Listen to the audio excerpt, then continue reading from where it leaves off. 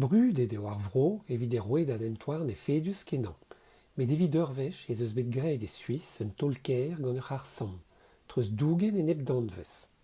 Ar vech kenta bet e oa, a sevenet e oa bet gant ur skipail fizikourien eus ar CERN e Kichen Genève e miz Meurs tremenet. Dister e c'hell se blantout an darvout, a ben a fin eo nemet un nebet kilometrou gre gant ur amion, evit treus dougen un iver bihan a enep protonou. Met evit ar glaskerien eo en arrokad un vras. Perak, a balamour da berzioù an enep danvez. Met petra eo an enep danvez?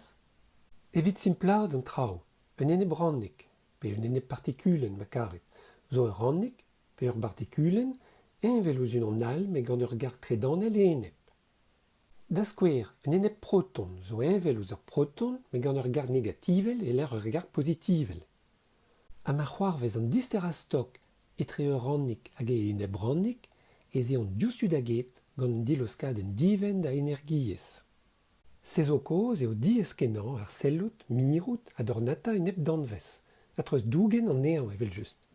Evit en ober ez eus bet sabet un trapi spesial gant ur war el dres konduer, m'emmen no energiez, ur gant mienet gant helium livel, l'er ma vez barret an enep protonou ar goullo, ha dalren an o flas gant mezhou magnetek a tredanel. Lakaet o deus ar glaskerien daouzek enep proton a pevarugen en trapse, ha karget o deus an nean en ur amion. Gout ur veaj war 3 kilomet ne oa bet distrujet inni ebet deus ar ranigou. Perak eo ken pouezus an tolkerse. Ar CERN eo al lerne meta bet ma vez produet enep protonou, met ar mezhou magnetek krenkenan a zoret evit produi an neo a vir ouz ar skiantourien da studi al an neo a blamour d'an interferensou. Setu perak e klas kontreus dougen an neo da Arnold Vawal, l'er ma vo essor studi al an neo. Ar palpenna eo diskoulma unan eus kevrin ou brassa ar gosmologiez. Sanset eo bet produet gant ar Big Bang ket men a zanvez hag a enep danvez. Koulskoude neus kazi nemet danvez en olvet.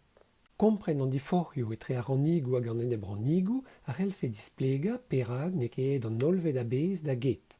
Marteze vo ar veajek se derou ur gwir imron skiantel.